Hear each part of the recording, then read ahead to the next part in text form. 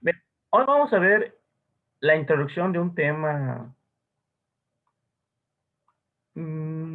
diferente al que habíamos visto de los análisis de la vez pasada, pero que tiene muchos aspectos metodológicos importantes. Entonces, me gustaría empezar con algunos elementos básicos de cuándo se utiliza este tipo de técnicas, aunque en general se pueden utilizar en más escenarios, nada más para que entendamos como que de dónde nacieron. Vamos a ver las pruebas de comparación entre grupos, ¿ok? Eh, Ya vimos que hay diferentes tipos de pruebas. A grandes rasgos, en este curso estamos viendo dos. Comparación de grupos, que es el que vamos a empezar a ver ahora, y ya vimos el de relación entre variables, donde ustedes ya empezaron a hacer sus análisis, de hecho. ¿Ok? Hay más tipos de relaciones estadísticas.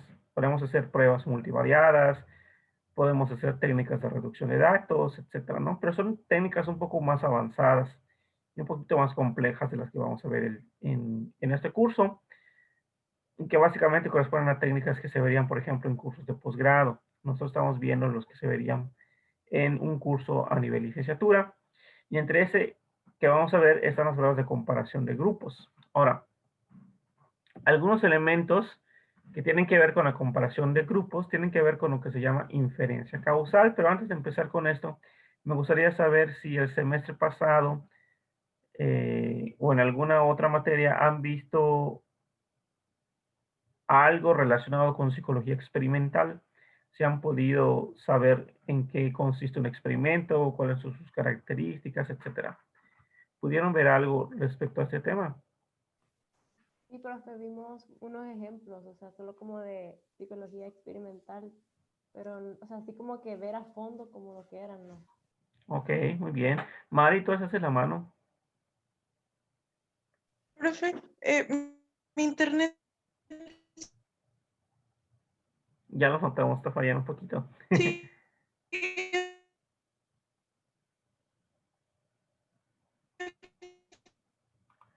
Ay, falla mucho, te oyes como Wally. Fallando y Sí, no te preocupes, Mari. Igual lo que puedes hacer, si necesitas algo, nada más escríbelo en el chat. Creo que sería un poco más eficiente. ¿Alguien más alzó la mano? Creo que no. Bien. ¿Qué ejemplos en particular o qué vieron en particular, Marcela? Pues me acuerdo que hasta en la clase de método de investigación estadística 1, el profesor ponía ejemplos como de lo que hizo Stanford en la cárcel. Ah, ok, muy bien. Ajá. Ajá, nos puso ese ejemplo. No me acuerdo cuáles otros ejemplos nos había puesto, pero medio vimos también lo de el método experimental. Pero, o sea, fue muy poco, la verdad. Ok, muy bien, perfecto. Sí, efectivamente, uno de los, probablemente hayan visto otros, ¿cómo decirlo? Ejemplos o casos muy utilizados en psicología. Uno es el de la prisión de Stanford, ¿no? Que hizo, pues, este investigador llamado, ¿cómo se llamaba este señor? Zimbardo, Philip Zimbardo. Este, espérame, Mari, que tiene problemas. Bien. Em, Probablemente también hayan visto otros como el experimento de Milgram, por ejemplo, o el experimento de Solomon Ash, de conformidad social, etcétera, etcétera, ¿no? Son como que ejemplos muy clásicos, muy utilizados en psicología, que se suelen ver en estos cursos de metodología. También se suele ver un poco en psicología social, porque tiene que ver todo con esto. Pero bueno, la verdad es que a grandes rasgos, todo eso se deriva de algo muy importante que los psicólogos quieren hacer, que es lo que se conoce como inferencia causal. ¿A qué le suena inferencia causal? ¿Cómo a qué le suena? A que una variable es la causante de otra variable. Exactamente, exactamente. En una inferencia causal, que es algo que va más allá de la psicología, ¿no? Es algo que muchas ciencias van a tratar de hacer, medicina, física, etcétera, van a tratar de buscar causas y consecuencias, ¿no? Causas y efectos. Y como bien dice Marcela, en una inferencia causal lo que estamos tratando de ver de manera un poco más simplificada es si una variable es la causante de otra variable.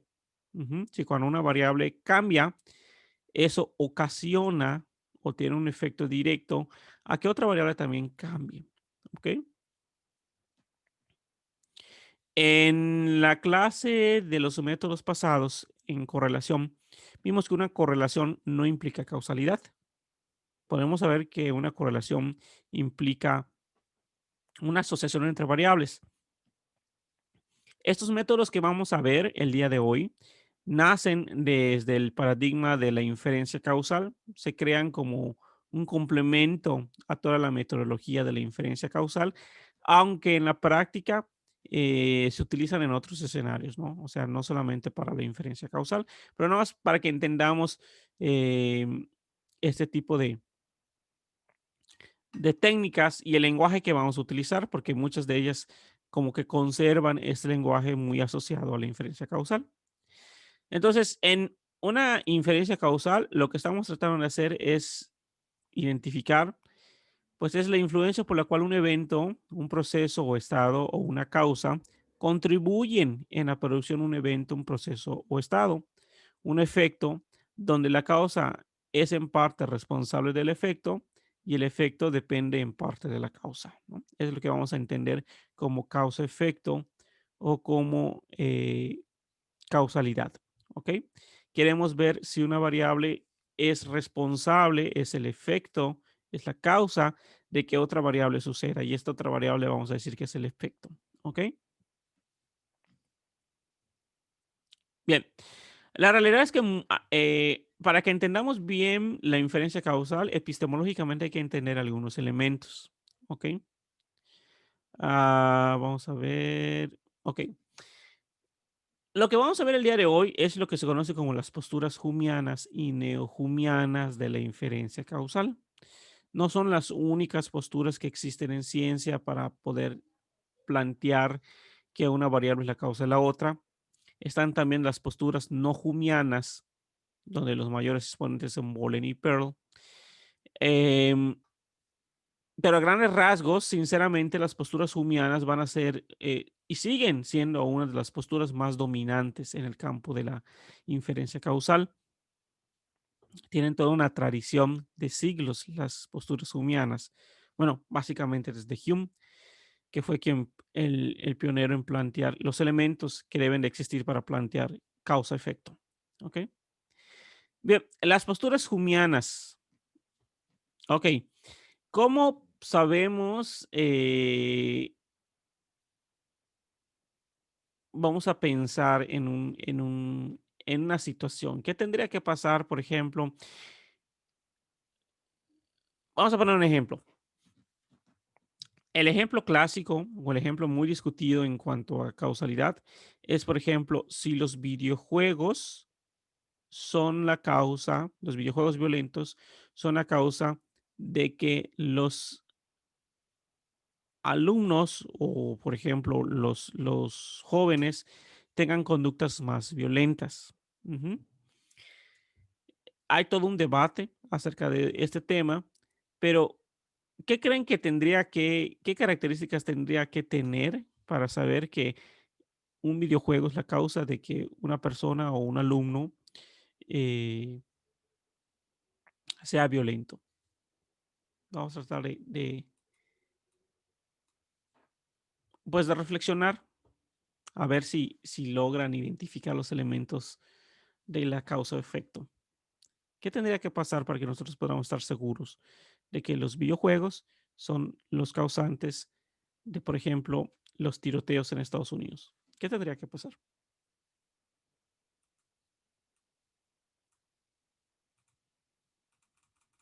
Pues, o sea, como el actuar igual que esos personajes que están viendo, por ejemplo, los niños muchas veces tienden como a recrear, como no sé, una parte del juego y así, entonces tienden como a decir de que, ah, no sé, yo soy este y así. Bueno, es un ejemplo, no sé si estoy bien, Ok, pero más o menos.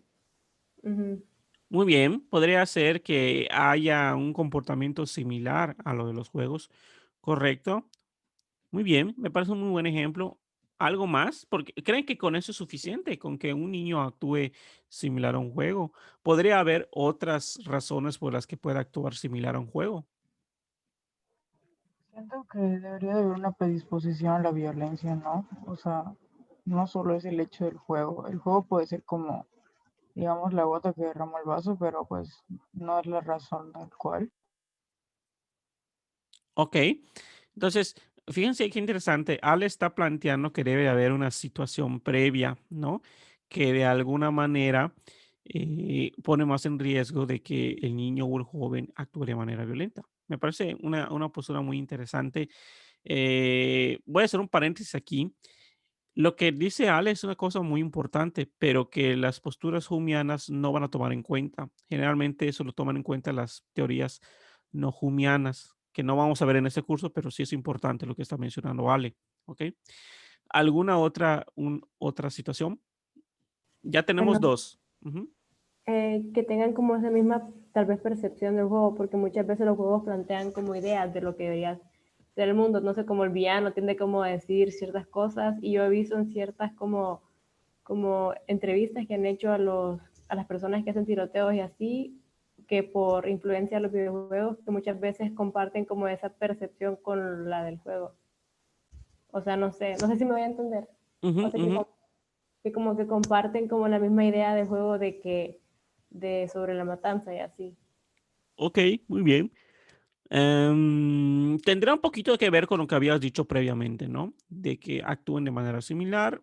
Podríamos incluir esa actuación en un concepto más amplio como una actitud, ¿no? Donde incluyamos, por ejemplo, pensamientos, conductas y emociones relacionadas o reflejadas a través del juego, ¿no? ¿Qué más? Nos estamos saltando pasos muy importantes. A lo mejor no nos damos cuenta porque los seres humanos pensamos de una forma más intuitiva. Sí lo pensamos, pero como que es de manera más eh, subyacente. Pero realmente sí pensamos en estas cosas. ¿Cómo podemos estar seguros de que los videojuegos causan las conductas violentas? ¿De qué otra manera? Cuando se estresan los niños jugando, no sé si eso tiene como influencia, o sea, el estrés que ocasiona el juego en la persona, no sé, de que tal vez, no sé, pierde o algo así el niño, y eso desata como estrés o enojo. Ok, pero a ver, fíjense acá, nos estamos basando básicamente en los ejemplos donde sucede un evento similar a lo que estamos pensando. ¿Tendría que pasar algo más? Adelante, Monse. Puede ser que, en dado caso que le quites el videojuego, que baje la conducta o Muy que bien, cuando lo Monse. des que aumente. Muy bien, Monse. Monse está planteando algo muy interesante, ¿no? Que de manera inicial sí lo toman en cuenta las posturas humianas, pero las posturas neojumianas, contrafactuales y manipulativas son las que lo van a llevar un poco más, digamos que, elaborar a esta situación.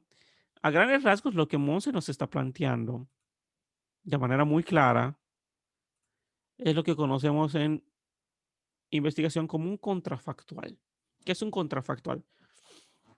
Bueno, pues entonces en un escenario, si estamos diciendo que un niño que es violento es porque vio videojuegos, entonces en un escenario donde el niño no tiene acceso a videojuegos o donde se le quita los videojuegos, en teoría debería de reducir la agresión o la violencia. Y eso es lo que conocemos como un contrafactual. ¿Qué es un contrafactual?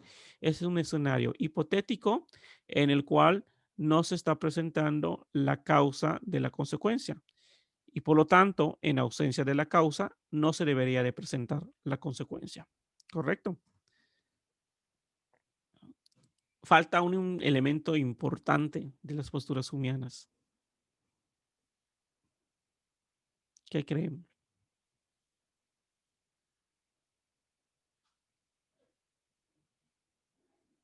Es un poco más, insisto, es intuitivo porque lo damos por hecho, pero a lo mejor no siempre reflexionamos de que eso sucede. Vamos a ver cuáles son. Primero es el principio de contigüidad. ¿Ok? Esto es lo que planteó Hume de manera inicial. Causa y efecto ocurren cercanos en el tiempo y el espacio. ¿Ok? Que de alguna manera ya lo estuvieron planteando ustedes. Pero ese es el que faltaba y va a ser un elemento muy importante para las teorías humianas. La precedencia temporal, de hecho le llamamos. La causa debe de ocurrir antes del efecto. Ujú. O sea, todos ustedes en su discurso, ustedes estaban planteando la precedencia temporal, pero no de manera explícita. ¿Ok? Entonces, imagínense, ¿qué pasaría si primero el alumno es violento y luego ve los videojuegos? Podríamos decir que los videojuegos son la causa de que sea violento. No. No. ¿Por qué? Porque se rompe el principio de precedencia temporal. ¿Ok? Se rompe el principio de precedencia temporal. La precedencia temporal es muy importante e insisto, los seres humanos lo pensamos de manera intuitiva. De hecho, de allá es de donde nacen todos los pensamientos que tienen que ver o que se asocian, por ejemplo, ¿cómo se llama esto? Con, tiene su nombre, no me acuerdo cómo se llama.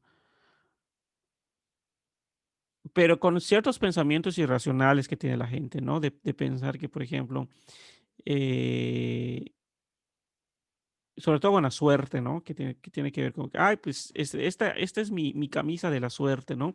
Cada vez que me la pongo, algo bueno sucede, ¿no? ¿Qué es lo que pasó? Lo que suele pasar en este tipo de escenarios es que la persona se pone la camisa antes de que suceda algo bueno, sucede de manera coincidente o fortuita algo bueno. Hay toda una serie de mecanismos por allá, como el sesgo de confirmación. La gente va a buscar cuando se confirma que cada vez que se pone esa camisa algo bueno va a pasar. Entonces, el ser humano de manera predeterminada piensa en la precedencia temporal y por eso se dan esa serie de pensamientos, ¿no? Igual sucede igual con muchas situaciones o curas milagrosas, ¿no? O sea, como que, mira, estaba mal y a partir de que tomé este medicamento, mejoré. Ujú. Entonces, el ser humano piensa en la precedencia temporal de manera muy intuitiva, pero para establecer causalidad, digamos que metodológicamente hablando, tenemos que asegurar la precedencia temporal, ¿ok? Tenemos que asegurarnos de observar que la causa ocurra antes del efecto. Ujú. Y luego tenemos la concurrencia constante, que esto tiene que ver con lo que estaba diciendo Marcela y con lo que dijo Monse de manera un poco más elaborada, es que el efecto no debe de ocurrir en ausencia de la causa. Que básicamente es lo que dijo Monse. Decía, si le quitamos el juego al niño, debería de disminuir su agresión, debería de disminuir la violencia. Monse estaba pensando en lo que Hume nombró como concurrencia constante.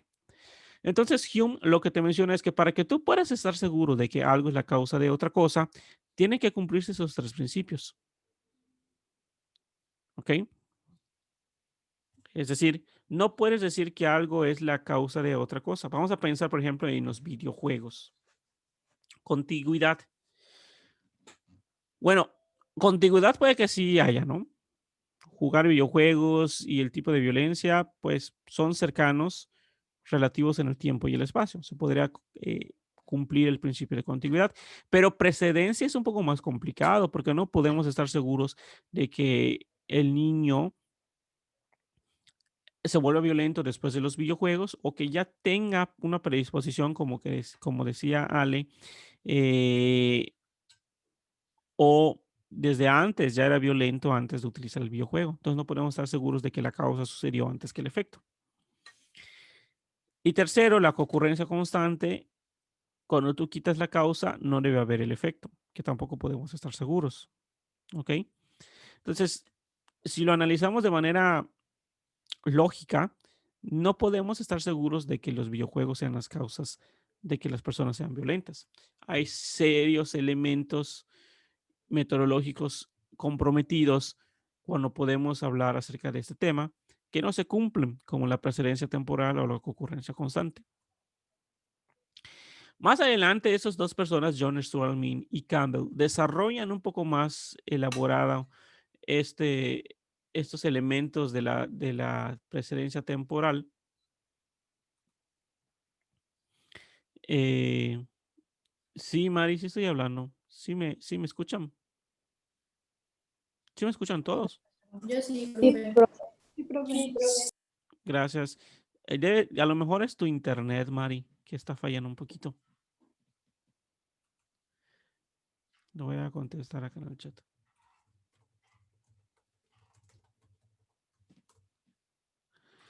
Bien, posiblemente es John Stuart Mill y Donald Campbell elaboran de manera un poco mejor lo que estaba diciendo Hume, y esos van a ser como que los tres principios a través de los cuales vamos a determinar causa-efecto. Conservan la precedencia temporal porque consideran que es un elemento importante. La causa precede al efecto. Conservan la concurrencia constante. La causa se debe de correlacionar con el efecto, solamente que ellos lo plantean de otra forma un poco más elaborada. Le ponen covarianza causa-efecto, de tal manera que si no sucede la causa, entonces no sucede el efecto. Sucede la causa, sucede el efecto. Sucede mucho la causa, va a haber mucho del efecto. Sucede poco la causa, va a haber poco del efecto. ¿Ok? Y ellos le añaden uno tercero que me gusta mucho, que se llama validez interna. Dice, cualquier otra posible explicación debe de ser descartada, que es un poquito lo que mencionaba Ale al inicio. Es decir, bueno, ¿y qué tal si hace una predisposición? Bueno, no es que, y digamos que el modelo de causalidad humiano no tome en cuenta esto, sino que simplemente elimina que este pueda ser una posible explicación. ¿Ok? Entonces tenemos que eliminar cualquier otra posible causa, cualquier otra posible explicación, la debemos de descartar. ¿Ok? Sé que suena un poco abstracto, pero vamos a entender un poquito acerca de esos elementos. ¿Ok? Vamos a hablar acerca de lo que ustedes ya saben de diseños experimentales, como para que veamos dónde esos tres elementos tienen su impacto en un diseño experimental. Ustedes ya saben lo que es un experimento. Un experimento es un estudio en el cual una intervención es introducida deliberadamente por el investigador para que pueda observar sus efectos. ¿Ok? Entonces, por ejemplo, en la pizarra estamos viendo de manera un poco más clara un ejemplo clásico de un diseño experimental, que es el experimento de Milgram. ¿Alguien se acuerda del experimento de Milgram? ¿En qué consistía? Era el de la obediencia, ¿no, profe? Tiene un poquito que ver con ejercer violencia. No, obediencia. Obediencia, sí es.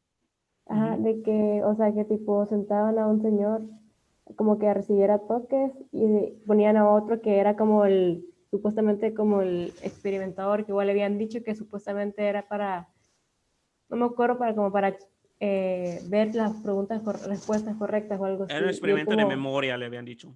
ajá, y él era como el profesor, el que está sentado ahí era supuestamente como el profesor que era el que daba los toques al otro, a la otra persona que estaba en el experimento. Entonces, iban viendo que mientras iban subiendo el voltaje, las personas supuestamente deberían de irse, porque, o sea, porque no son obedientes y deciden ellos pues irse porque no van a estar sufriendo pues solo porque la sacaron mala. Pero Ahí, o sea, en ese experimento mostraron que las personas, aunque recibieran altos voltajes, ellos seguían ahí sentados, o sea, de que obedecían a lo que le decía el profesor y así. Así es, perfecto. Exactamente, Marcela.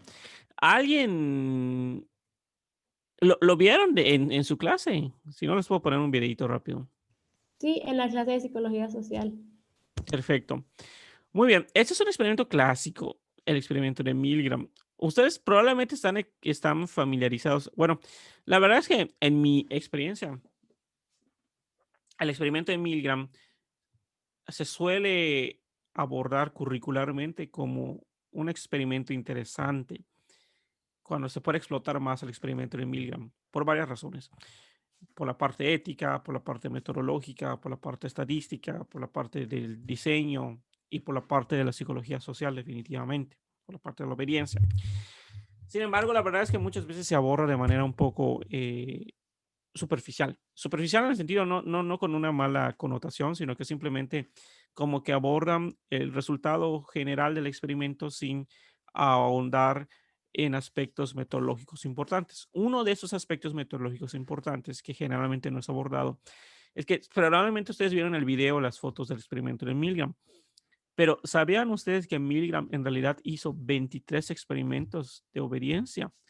Y el que ustedes vieron en video es el último de sus experimentos, cuando él separó una parte considerable de su grant, de la beca que le dieron, para filmar y hacer un documental del experimento. Entonces, no fue solamente un experimento, fueron 23 variaciones que hizo sobre el experimento. En su libro, no me acuerdo ahorita cómo se llama el libro de Milgram, algo así como Obedience, no sé qué cosa. Él reporta menos, me parece que él reporta 10, pero en sus registros de la Universidad de Pensilvania, me parece, hay 23 experimentos que él corrió donde hacía variaciones a este experimento. ¿A qué me refiero con variaciones? Bueno, está el clásico variación donde ustedes conocen ese, ¿no? Donde la persona estaba en una sala y el experimentador estaba en otra sala y el protocolo experimental era el mismo, ¿no? O sea, empezaba a fallar, empezaba a poner choques y el que era el alumno empezaba a gritar, ¿no? Y cada vez más a medida que aumentaban los choques eléctricos. Pero esa fue una variación. Otra variación fue, por ejemplo, más cruda, donde el profesor tenía que poner la mano del alumno en una placa de metal que es de donde recibía los choques eléctricos. O sea, había una interacción más clara, más directa entre maestro y alumno. Ujú.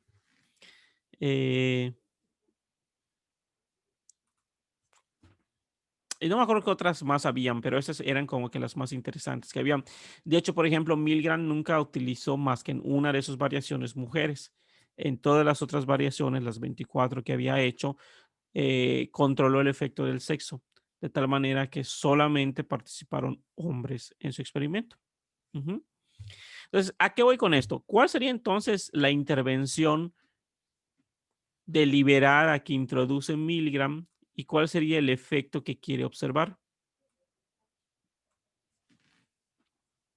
¿Cuál sería? ¿Qué tan lejos puede llegar a alguien con tal de obedecer? Muy bien, pero ¿ese qué sería? ¿La introducción o el efecto? El efecto. Exactamente, muy bien. Ese sería el efecto. ¿Ok? Y esa es una clave y es algo muy bonito que hizo Milgram. Milgram logró medir el efecto. A mí me encanta esta parte y me fascina porque luego como que los psicólogos estamos casados con instrumentos y psicometría y escalas Likert y no todo tiene que ser así, ¿no? Si bien nos facilitan muchas cosas, a veces podemos medir una variable de formas más creativas y Milgram lo hizo. La manera en la que estaba midiendo el efecto o, o qué tanto obedecían los participantes era a través de qué tan lejos llegaban en escala de los choques eléctricos. Eran 30 choques eléctricos que iban de 15 en 15. Empezaban con 15 voltios y llegaban hasta 450 voltios, avanzaron de 15 en 15. Si lo analizamos, iría de Es como que hagas una escala Likert solita de 1 a 30 y veían hasta dónde se detenía la persona. ¿Ok? Esa era la variable dependiente y es la que Milgram midió. Esa no cambió en todos sus experimentos. Esa fue la misma en todos sus experimentos. Pero ¿cuál sería entonces la variable independiente? La introducción de una intervención deliberada. ¿Cuál sería esa? Los voltajes, ¿no? O sea, los shocks eléctricos que iban subiendo, incrementando. No, eso seguiría siendo la variable dependiente. Estaba viendo qué tanto llegaban de lejos las personas para obedecer al investigador. ¿Cuál sería? Es que es complicado porque generalmente ven insisto, ven la última variación. ¿Qué sería?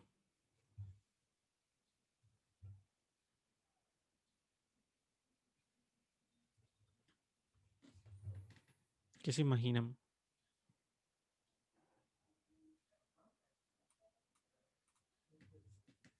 Bien. Se los voy a mostrar. A ver si busco acá una. Podríamos tener solo una clase del experimento de Milgram. Ok. Es que estoy buscando una diapositiva y se las voy a poner nada más para que veamos. A ver, ¿dónde está el experimento de Milgram? Está acá.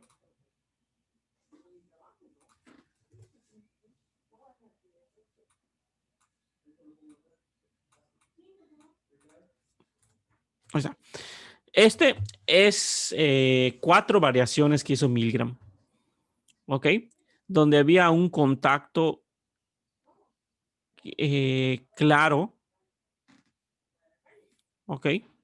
Es el que les comentaba donde la persona tenía que poner la mano del alumno en una placa de metal que daba los choques. Otro de proximidad, donde estaba cercano, estaban en la misma sala, investigador, pero maestro y aprendiz, pero no había un contacto físico. Estaba el de la voz, ¿no? Donde podía escuchar, que ese es el que estamos más familiarizados todos, a la persona. Y el remoto, que era a través de un radio. ¿Ok? Ustedes están familiarizados en el de voz, en la variación de voz. Esto es la variable independiente. De hecho, Milgram hizo 23 variaciones de su variable independiente. Entonces, lo que modificaba era la manera en qué tan cercano o el medio, si lo queremos ver así, a través del cual el investigador proporcionaba los choques eléctricos. ¿Ok? ¿Sí queda clara esta parte?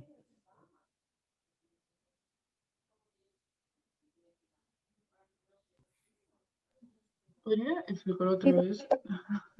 No entendí. Ok, vamos al principio. ¿Qué es una variable? ¿Te acuerdan? Eso ya lo medio platicamos. ¿Qué sería una variable? Un elemento que puede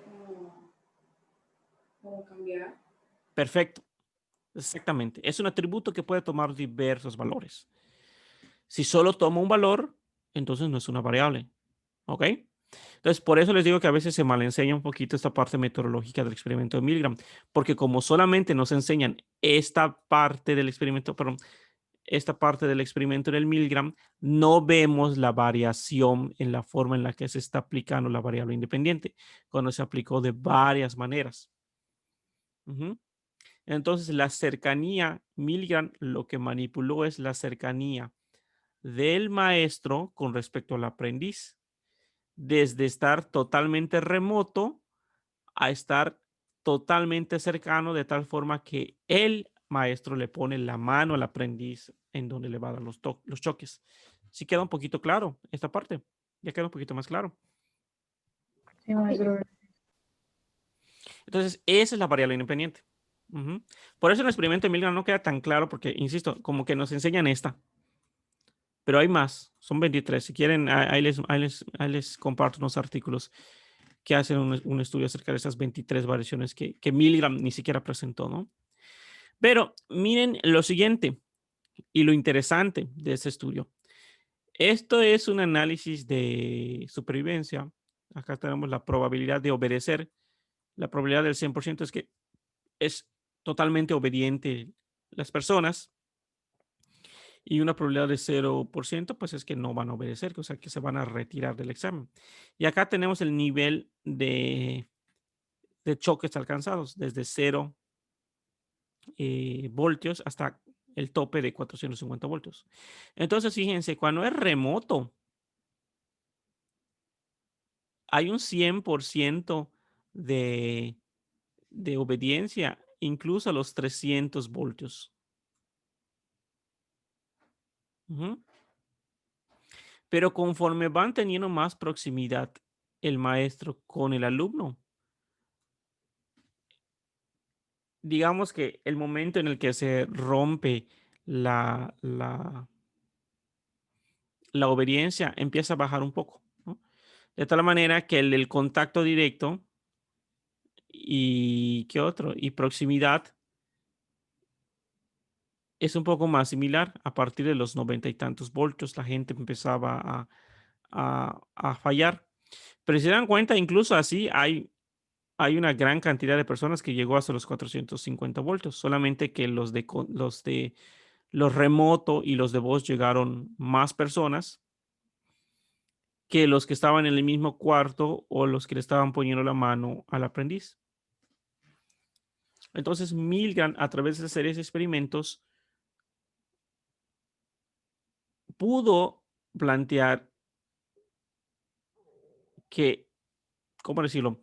Que la proximidad que tiene la persona a quien está recibiendo las consecuencias de su acto es lo que va a moderar la obediencia de la persona. Es decir, en la medida en la que tú estés más alejado de quien va a recibir las consecuencias, vas a ser más obediente.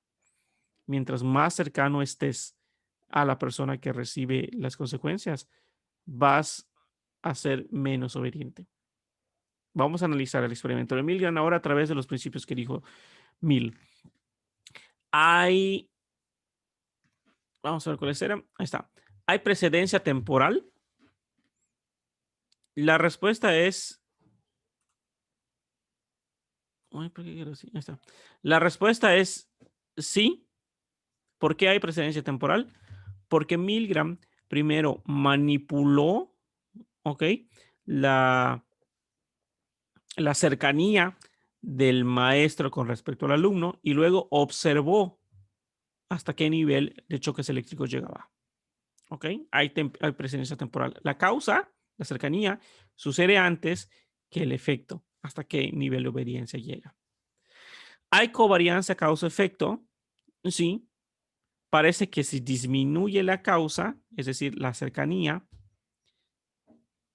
aumenta en este caso la consecuencia, aumenta el nivel de obediencia. Y viceversa, a medida que, que aumenta la cercanía, disminuye la obediencia. ¿Hay validez interna? ¿Eliminó cualquier otra posible fuente de explicación Milgram? Sí, y eso es lo interesante del experimento de Milgram. O sea, por ejemplo, ustedes recordarán el experimento que vieron que el aprendiz que estaba en la otra habitación, de hecho, no gritaba, era una grabación. Estaba en una cinta, nada más le ponían play y era lo mismo. ¿Ok? De tal manera que, digamos que el tipo de grito o la intensidad o las palabras que pudiese haber gritado no estaban influyendo en el fenómeno, porque todos los participantes oían los mismos gritos de la misma manera. Otra cosa que controló Milgram es el efecto del sexo. No fue hasta solamente uno de sus experimentos que incluyó mujeres, pero del resto elimina el efecto del sexo al considerar solamente hombres. Entonces, así hay otra serie de elementos que Milgram cuida en su experimento de tal manera que analiza solamente directamente el efecto de la cercanía con respecto a la obediencia de la persona. ¿Ok? Entonces, ¿cuáles son las características de un experimento? Nada más para que tengamos en cuenta esto y veamos su relación con la precedencia temporal y todo esto. Bueno, como ustedes saben, en un experimento se manipula una variable independiente, la causa, de manera deliberada. Ujú. En el experimento de Milgram es la cercanía. 2. Observamos una variable dependiente, observamos un efecto, es decir, manipulo una variable, la cercanía, pero en realidad lo que estoy midiendo es la otra variable. ¿Hasta qué punto de los voltios llega el maestro? Esa es la que mido en realidad. Milgram lo que registraba era hasta qué nivel de voltios se detenían los sujetos. Existe control y validez interna de la situación experimental, es decir, cuido todos los otros elementos, ¿no? Mismas instrucciones para todos, mismos escenarios, mismos instrumentos, etc. Y finalmente, la causa se asigna aleatoriamente a los participantes. Ese es el que no tenía Milgram, es uno de los poquitos que le faltó. Pero en un experimento, pues bueno, porque en los tiempos de Milgram esta cosa todavía no era generalizada, es un poquito más reciente la asignación aleatoria. Pero a grandes rasgos, la persona no puede elegir qué intervención le toca o qué tratamiento le toca. Se sortea. De hecho, mucho de esto tiene que ver, por ejemplo, con vamos a poner como ejemplo la vacuna del COVID. Los experimentos que están haciendo acerca de la vacuna del COVID, en realidad hay tanto la vacuna como un placebo. Solamente que ni el investigador ni el sujeto saben qué les está tocando. Si les está tocando la vacuna o si les está tocando el placebo. ¿Por qué? Porque se asigna de manera azarosa. Se sortea a quién le va a tocar la vacuna real y a quién le va a tocar un placebo. ¿Ok? Entonces vamos a analizar según lo que Mill había dicho. El que tú manipules una variable independiente te va a brindar la precedencia temporal. La manipulación te va a asegurar la precedencia temporal. ¿Ok? De tal manera que tu investigador, como manipulaste primero y luego observaste el resultado, vas a poder estar seguro de que la causa es, perdón, de que la variable independiente es la causa de la dependiente. ¿Por qué? Porque la manipulaste primero. Estás cumpliendo el principio de precedencia temporal. Luego se observa la variable dependiente después. También tiene que ver con la precedencia temporal. Es decir, manipulas una primero y luego observas o mides la otra. Precedencia temporal. Luego, existe control o validez interna de la situación experimental. Aquí, al controlar todas las otras posibles variables, estás cumpliendo o estás viendo que se cumpla el principio de validez interna. Es decir, eliminar cualquier otra posible explicación. Y finalmente, la intervención asignada de manera aleatoria, lo que va a cuidar nuevamente es la validez interna. De tal manera que cualquier cosa que tú no pudiste controlar como Milgram, al asignar de manera aleatoria el tratamiento, cualquier cosa que tú no hayas podido controlar, nivel socioeconómico, predisposición de los sujetos, etcétera, se va a distribuir de manera equitativa en los grupos y puedes ignorarlo porque ya están de manera equitativa en ambos grupos. Entonces tiene que ver con validez interna. ¿Cuáles de los 3 elementos de 1000 que mencionamos no está, por lo tanto, teniendo en cuenta un experimento?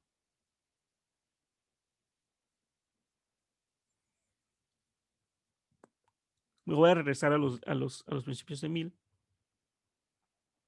Ahí está acá. Tenemos precedencia temporal, covariancia causa-efecto y validez interna. Son los 3. Y me voy entonces a las características del experimento y cuáles elementos cuidan estos experimentos. Entonces, ¿cuál sería la que falta? La de covarianza. Exactamente. Covarianza causa-efecto. Es la única que un experimento no está considerando, pero no es que no lo considere, y aquí va la causa. sí lo considera, pero esto es que esto no es metodológico. Todo esto, chicos, es metodológico. Tú lo tienes que diseñar al momento de hacer tu experimento. Y tú tienes control sobre ello, ¿no? Defines tu variable independiente, la manipulas, defines cómo vas a medir tu variable dependiente, la mides, ves cuáles son tus otras fuentes de efectos, los controlas, asignas aleatoriamente. Y la única que no vas a controlar de manera metodológica es la covarianza causa-efecto. Esto lo vas a hacer a partir del análisis estadístico. Entonces, todas las técnicas que vamos a ver el día de hoy tienen la intención de analizar la covarianza causa-efecto. Estas técnicas se crearon en el seno de los diseños experimentales. Y vamos a hablar cuando lo hagamos de variable dependiente, variable independiente, pero en realidad muchos elementos para poder decir que una variable causa la otra van a tener que ver con aspectos previos, no estadísticos, sino metodológicos. ¿Ok?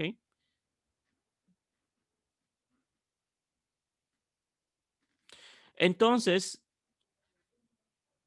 lo que vamos a ver en esta parte de la asignatura son los análisis que se van a hacer. Y aunque en el lenguaje hablemos de efecto, consecuencia, impacto, variable dependiente, variable independiente, eso lo podríamos resolver solamente si se cuidó metodológicamente esto. ¿Ok? Si no, de otra forma estaríamos hablando de una simple y sencilla asociación. ¿Ok?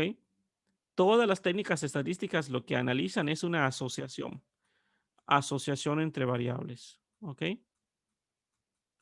Este es otro tipo de medida de asociación. Pero que esta asociación está pensada o se creó o se originó con la finalidad de analizar causa-efecto. Causa-efecto. ¿Ok?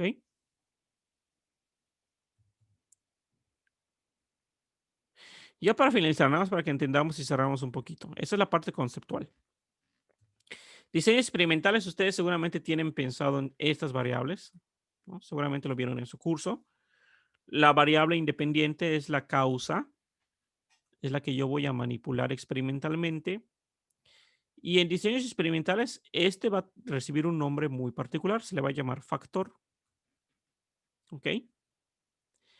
Y matemáticamente lo voy a representar con la letra X, y sí importa. ¿Por qué? Porque cuando grafique, entonces la variable independiente tiene que estar aquí en el eje de las X. Entonces, esa es la que manipulo. En el experimento de Milgram, entonces, ¿cuál sería la variable independiente?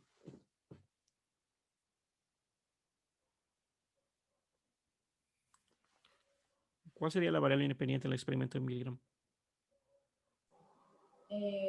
¿Cómo reacciona la gente? No, Lo de voz y eso. exactamente. Ahorita. La cercanía, ¿no? La condición, ¿no? Si había contacto directo, si era remoto, si era por voz, ok. si había cercanía. Eso es lo que manipuló Milgram. ¿Y cuál sería entonces la variable dependiente? La variable dependiente en este caso es el efecto, ¿ok? Es lo que va a suceder cuando manipulo la variable dependiente. Es lo que yo voy a medir y estadísticamente lo voy a nombrar con la letra Y. Y si importa nuevamente, porque entonces esto lo voy a graficar en el eje de la Y. Entonces, ¿cuál sería el efecto de lo que midió Milgram?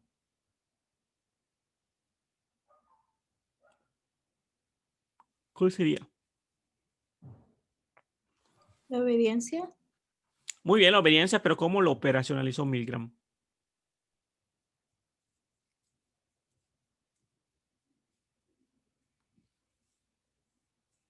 ¿Qué tan cercano o lejano estaba el maestro? No, cuidado, porque esa es la Ah, independiente. O sea, A ver, piensen. ¿Cuál es el que Milgram tenía pleno control? ¿Qué tan cercano y lejano estaba el maestro? ajá. ¿Y qué es lo que cambiaba en función de qué tan cercano y lejano estaba el maestro? El miedo, algo así. ¿El qué? Los toques, La obediencia. Los choques, muy bien. ¿A qué te refieres con los choques? o sea, de que la cantidad de voltios y así. Correcto. ¿Hasta qué nivel de voltaje llegaba la persona? Me voy a regresar al grafiquito rapidito, dale.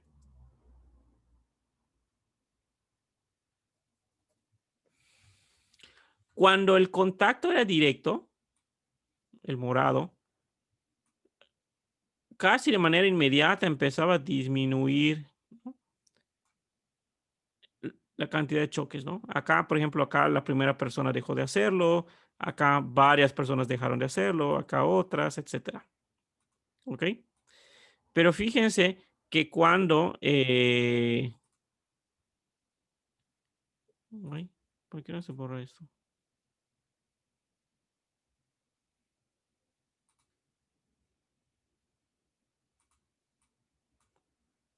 Ay, ese no se borra. ¿Qué está pasando? Bueno, X. Estas, a medida que se alejaba la persona, se iban, seguían obedeciendo, llegaban como que más lejos, llegaban casi a los 300 voltios. Acá se empezaban a alejar a los 150 voltios, o sea, era el doble prácticamente. Ujú. Entonces, ¿cuál sería la variable dependiente en el experimento de Milgram? ¿Cuál sería el efecto?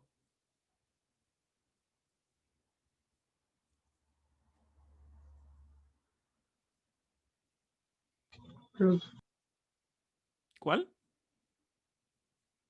no sé, no sé. Es cuando se detenía la persona, ¿no? O sea, de que ¿Hasta qué punto se detenía la persona exactamente? ¿No? ¿Hasta qué nivel de voltaje la persona se detenía? Esa era su variable dependiente. ¿Ok? Entonces, nada más para que quede claro. Independiente es la que el investigador manipula. Dependiente es la que observa y mide para ver el cambio. Porque manipula esta, pero esta cambia en función de la manipulación. ¿Ok? Pero en un experimento hay otros dos tipos de variables. Está la variable de control y la variable moderadora. Estas variables, ambas son posibles variables independientes. Es decir, ambas en teoría pueden tener un efecto sobre la variable dependiente. Pero, ¿qué va a pasar? Estas, la control y la moderadora, no me interesan. A mí me interesa esta, la independiente. Pero desde un punto de vista causal, yo tengo que eliminar cualquier otra posible fuente de explicación. Y como estas pueden tener un efecto sobre la variable dependiente, las tengo que controlar. Tengo que eliminar su efecto. Entonces tengo dos opciones, una metodológica y otra estadística. La control es la metodológica, la mantengo constante. ¿A qué me refiero con mantenerla constante? ¿No? Vamos a pensar en el experimento de Milgram nuevamente. El sexo puede ser una variable que esté asociada a la obediencia. Milgram solo utilizó hombres. Entonces mantuvo constante la variable sexo. ¿Qué pasa entonces cuando una variable ya no está variando? Pues ya no es una variable, se vuelve una constante. Y como ya no está variando, pues ya no hay el efecto del sexo, porque todos fueron hombres en su experimento. Eliminó el efecto del sexo.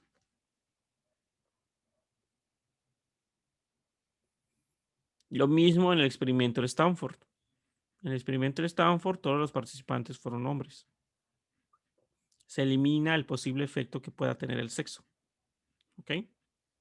Ahora, puede ser posible que mi experimento no pueda controlar una variable o mantenerla constante porque a lo mejor mi muestra va a quedar pequeña o en general no me interesa controlar esta variable de esa manera. Yo quiero que entren ambos hombres y mujeres, por ejemplo, con la vacuna del COVID.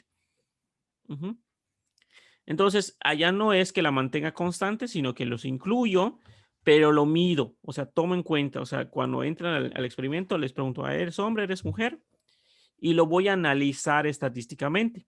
Hay métodos estadísticos a través del cual tú analizas el efecto de una tercera variable. Y con esos métodos estadísticos, al analizarla, eliminas el efecto. Sería el equivalente, lo voy a simplificar un poco, pero no es tan sencillo, pero nada más para que tengamos una idea. Es como que tú tengas dos gráficas, una de hombres y una de mujeres. Y ya, es un poco más complicado. Pero básicamente es eso, es como que hagas análisis por separado. ¿Ok? Ahora, algo que quiero que se lleven bien en claro es que estas variables que estamos viendo ahorita son variables de un experimento, como dice allá arriba. Variables en un experimento.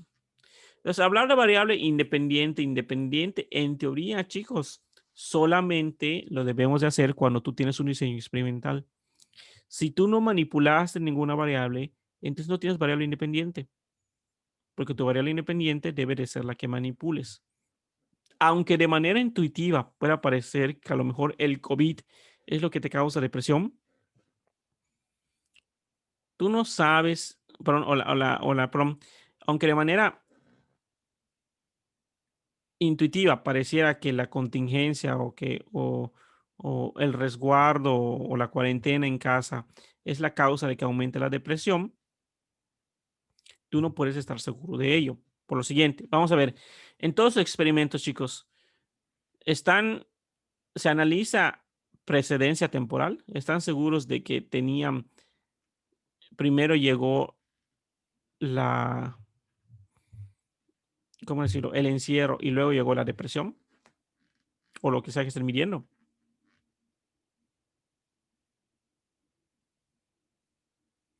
Pues, ¿Cómo, profe? Perdón. O sea que si primero llegó la depresión y luego el encierro. no, al revés, están seguros ustedes que la cuarentena fue antes que la depresión, con lo que ustedes midieron, con el diseño que ustedes tienen de sus estudios. ¿Están seguros que primero fue la cuarentena y luego la depresión? ¿No? Pues, ¿Por qué no? seguro, pero yo creo que sí fue una, se dirá variable. O sea, algo que detonó muchísimo, ¿no? A Pero muchas. podrías decir que es la causa. O sea, no pienses en macro, piensa en tu diseño, en tu experimento, en tu estudio. El que hicimos, Ujú. pues es que el mío era de la ansiedad de niños. Entonces yo creo que en el mío sí aplica. Porque pues, no sé. Yo siento ¿Vistes? que realmente se debió de haber hecho como una evaluación antes del encierro y una después Perfecto, para porque, que podamos ver, podamos comparar. pero eso que estás diciendo, aquí, ¿quién habló? ¿Quién habló? Es que no vi la carita.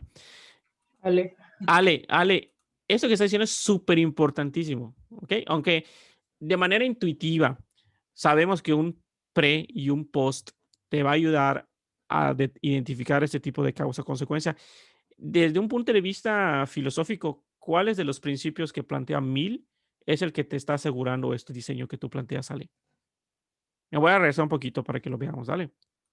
¿Cuál crees que es el principio de Mill que te ayuda con eso, Ale?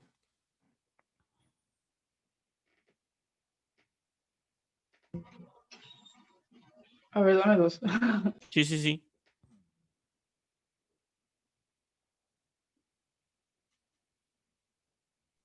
Precedencia temporal. Exactamente, Ale. Exactamente. Todos sus diseños de ustedes no pueden asegurar la precedencia temporal. ¿Sí? ¿Por qué? Porque ustedes están midiendo ya que se dio el encierro. Ujú. No están seguros cómo estaban las personas antes del encierro.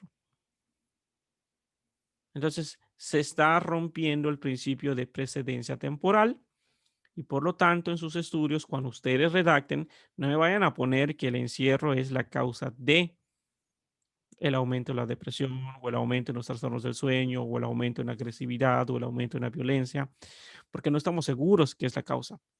¿Ok? Pero sí se puede poner que es que pudo haber habido un factor, o sea, que fue un factor para. Sí, allá lo manejamos de manera diferente, lo manejamos como que está asociado, ¿ok? Pero nunca decir que es la causa, porque no cumple todos los elementos necesarios para establecer causalidad. Sí, sí queda clara esta parte. Sé que es un poquito complicado porque a veces no se aborda esta profundidad en licenciatura, pero yo quiero que ustedes salgan con buenos ojos de ver cuándo podemos establecer causa y cuándo un efecto, para que no se los lleven al baile. ¿Ok? Sí queda claro por qué es importante esos elementos para establecer precedencia temporal. Ale lo dijo de manera fenomenal, ¿no? Creo que sí. Sí, maestro, gracias. Entonces, si no se cuidan esos elementos, no podemos estar seguros de que una variable es la causa de otra variable.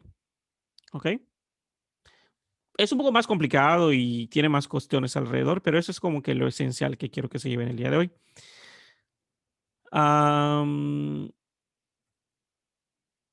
Entonces, nada más para resumir, en un experimento tú tienes que tener una variable que manipulas, una variable que mides, eso te va a dar precedencia temporal. Tienes que tener un grupo control, ¿ok? Eso te va a dar asociación variable, asociación causa-efecto. Cuando no hay la causa no debe suceder el efecto. Debe haber control y validez interna. Es decir, todo lo demás que pueda afectar la variable dependiente tienes que controlarlo. Y tiene que haber una aleatorización. De tal manera que todo lo que no pudiste controlar aquí, aleatorizar, al aleatorizar se elimina su efecto. ¿Ok? Bien, vamos a dejarlo hasta aquí el día de hoy, que es una parte más teórica. Luego ya vamos a empezar a ver los métodos estadísticos. ¿Ok?